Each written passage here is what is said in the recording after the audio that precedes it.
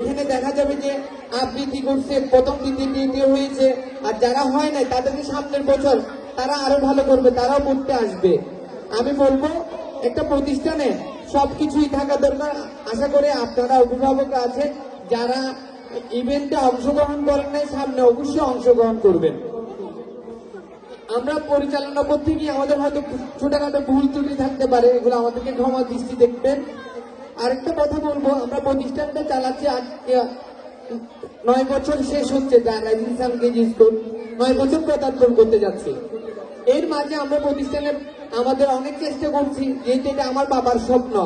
আমার বাবা হলো যে প্রতিষ্ঠানের স্বপ্ন দোষটা, আমার বাবার স্বপ্নটাকে বাস্তবায়ন করতে গিয়ে আমরা ভাই বোন মিলে এই প্রতিষ্ঠানটাকে আজও পর্যন্ত চালিয়ে যাচ্ছি। এখানে অনেক বলতে গেলে অনেক কিছুই আপনারা অভিভাবকরা অনেক কিছুই জানেন, তারপরেও অনেক চেষ্টা করে এই প্রতিষ্ঠানটা ধরে রাখার চেষ্টা করছি। একটা এলাকার মধ্যে একটা শিক্ষা প্রতিষ্ঠান মানে শিক্ষার আলো ছড়িয়ে দেওয়া। আমার এলাকার চাইবো আমি সবসময় শিক্ষার আলোটাকে ছড়িয়ে দিতে, আমার পরিবার সবসময় সামনে এগিয়ে আছে, এবং আপনারা অভিভাবকরা যারা আছেন তারাও আমাদেরকে সহযোগিতা করবেন এই প্রতিষ্ঠানটাকে সামনে এগিয়ে নিয়ে যেতে পারি।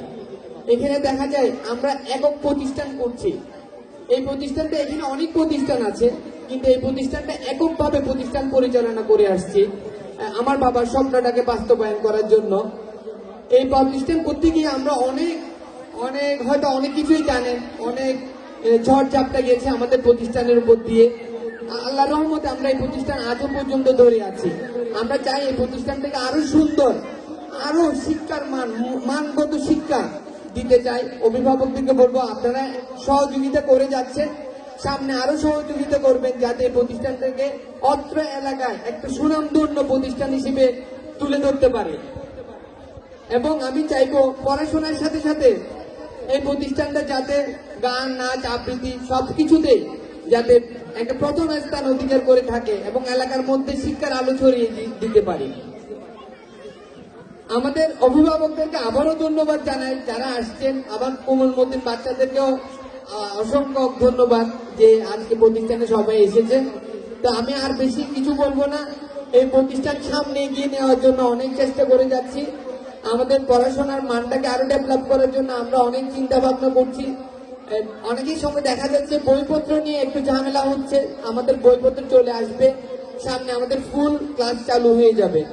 এই যে অনুষ্ঠান শেষ করে ফেলেছি, আমাদের অনুষ্ঠানের শেষের পর থেকে আমরা সামনের দিকে আমাদের পুরো দমে আমরা পড়াশোনার দিকে চলে যাব। অভিভাবকদেরকে বলবো আপনারা পুরো ক্লাসে বাচ্চা পাঠাবেন, আজকে যারা উপস্থিত নেই তাদেরকেও জানিয়ে দিবেন যে আমরা সামনের ক্লাসগুলো যাতে পুরো দমে ক্লাস চলবে, ফুল ক্লাস হবে, এবং আমরা রুটিন দিয়ে দিব সামনের মধ্যে।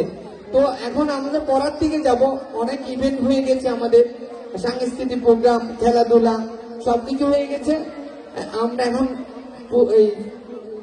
সামনে পড়ার দিকে যাব। আর আমি আর বেশি কিছু বলবো না, অভিভাবকদেরকে ধন্যবাদ জানিয়ে আমার বক্তব্য এখানে শেষ করলাম। সবাইকে ধন্যবাদ। আসসালামু আলাইকুম।